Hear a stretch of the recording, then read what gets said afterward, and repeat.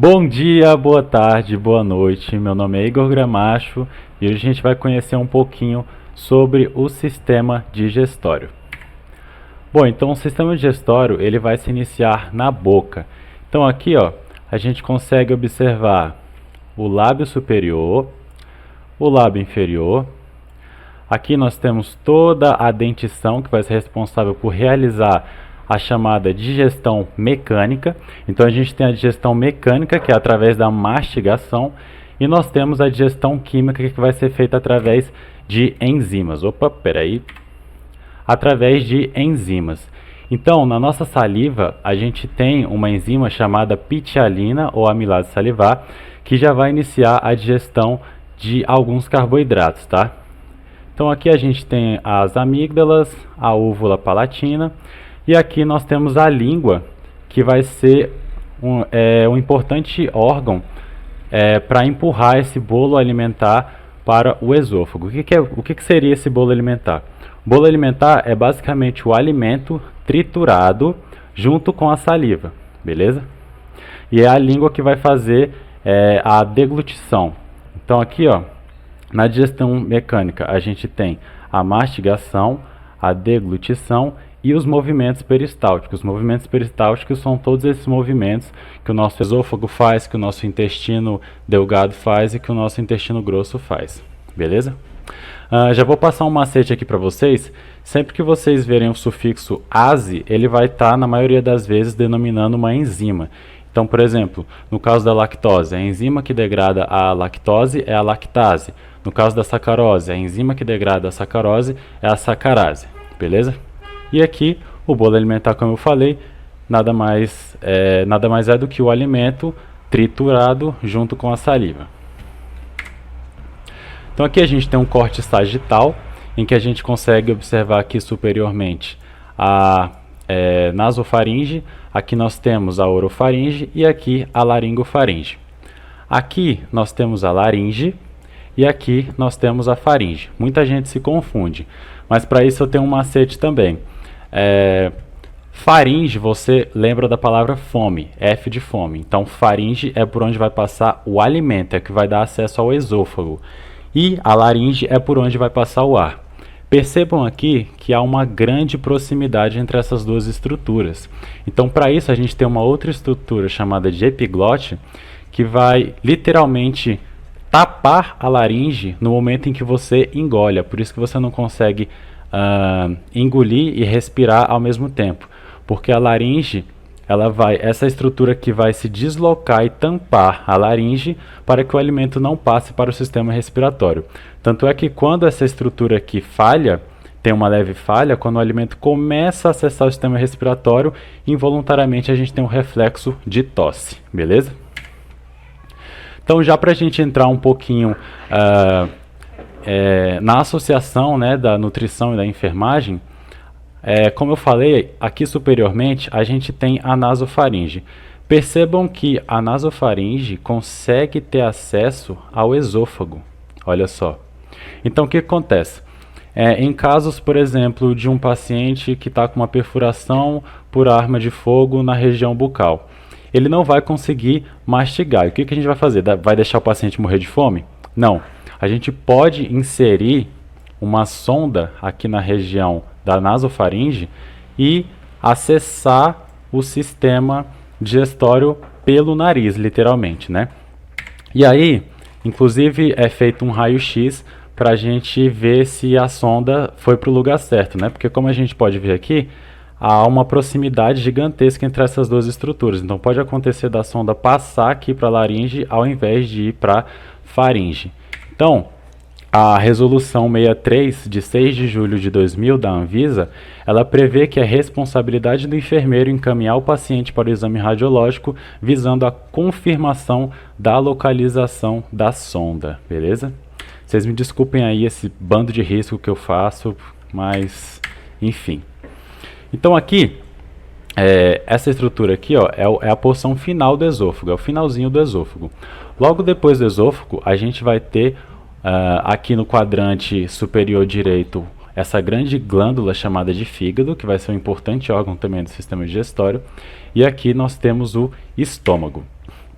Percebam que o estômago é um órgão extremamente vascularizado e aqui, sempre quando a gente tem essas passagens entre órgãos, digamos assim, essa passagem aqui entre o esôfago e o estômago, a gente vai ter ósteos, que são esses buracos por onde vão passar os alimentos, e nesses ósteos a gente vai ter os chamados esfíncteres. Os esfíncteres são meio que uns músculos que irão se contrair para que o alimento não retorne. Então o alimento ele sempre tem que seguir esse fluxo, ele nunca pode voltar. Inclusive, se a gente tem um refluxo do conteúdo do estômago para o esôfago, a gente tem o chamado refluxo gastroesofágico, que inclusive causa grandes complicações. O paciente normalmente relata uma queimação na região do tórax. Por quê? Porque o tecido epitelial aqui do esôfago, ele é muito diferente do tecido epitelial aqui do estômago. Percebam que a parede do tecido epitelial do estômago é extremamente espessa. Por quê? Porque ele precisa resistir a vários ácidos que contém aqui no estômago, tá? Então, no estômago, esse bolo alimentar vai começar a ser alterado. E quando esse bolo alimentar acessar aqui a próxima estrutura chamada de duodeno, esse bolo alimentar vai receber outro nome. Ele vai receber o nome de quimo, que nada mais é do que o bolo alimentar junto com o suco gástrico. O que seria esse suco gástrico? O suco gástrico ele é produzido no estômago, ele é extremamente ácido, olhem só, o pH dele varia entre 1,5 e 2. Por que ele é extremamente ácido? Porque ele vai, além de ajudar a fragmentar os macronutrientes, ele também tem o poder de eliminar alguns micro-organismos. Então a maioria das bactérias elas não conseguem sobreviver em meio ácido, tá? Inclusive, esse suco gástrico vai, nele está contida a pepsina, né, que vai ajudar na digestão das proteínas, beleza? Então, aqui também nós temos um esfíncter, que vai servir justamente para segurar esse alimento e liberar eles aos pouquinhos para ir para o duodeno. Ele não pode passar de uma vez porque ele precisa ficar um tempinho no estômago para que o suco gástrico atue sobre esse alimento, tá? O suco gástrico ele é tão forte que ele vai transformar esse alimento literalmente em uma pasta. Tem gente até que gosta de chamar que o estômago é um liquidificador natural. Então aqui nós temos superiormente o fundo do estômago, aqui nós temos o corpo do estômago, aqui nós temos a região antropilórica, aqui nós temos a região pilórica e aqui nós temos o piloro. Aqui estão os ósteos que eu falei para vocês e aqui nós temos também os esfíncteres, né? E a próxima estrutura depois do estômago é o chamado duodeno. O duodeno ele já vai fazer parte do intestino delgado. O intestino delgado é composto pelo duodeno, jejuno e ilho. Então, como eu falei para vocês, logo quando esse alimento acessa o duodeno, ele já vai receber o nome de quimo, tá? Então, ó, essa estrutura aqui é essa estrutura aqui, beleza? Por que ele vai receber o nome de quimo? Porque, como eu falei para vocês, ele é o bolo alimentar junto com as enzimas e o ácido do estômago. Aqui no duodeno a gente já vai ter um tecido epitelial diferente do estômago. Então, para isso, para que o duodeno não seja danificado, ele precisa sofrer a ação do suco pancreático, tá? O suco pancreático ele é rico em bicarbonato de sódio, ele vai tornar toda aquela substância alcalina. Isso vai inclusive facilitar e permitir a ação das enzimas pancreáticas. As enzimas pancreáticas são essas daqui: tripsina, quimotripsina, amilase pancreática e lipase pancreática. Todas elas vão ajudar a fragmentar ainda mais esses macronutrientes. Aqui também vai ser liberado o suco entérico. O suco entérico ele vai permitir a ação das disacaridases. Ou seja, se lá na boca a gente já começou a digestão dos carboidratos, no estômago esses carboidratos continuaram sendo fragmentados, aqui no duodeno as disacaridases vai justamente fragmentar os disacarídeos, tornando esses disacarídeos um monossacarídeo. E aí ele já vai ficar prontinho para ser absorvido posteriormente, tá? Aqui também nós temos a vesícula biliar.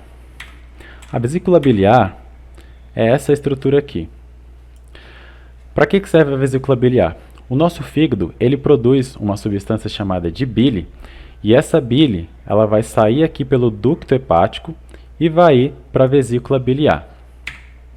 Quando há presença de alimento aqui no duodeno, a vesícula biliar vai liberar essa bile por meio desses ductos e ele vai se juntar aqui com o quimo. Aqui também vocês podem observar o ducto pancreático que vai liberar justamente esse suco pancreático.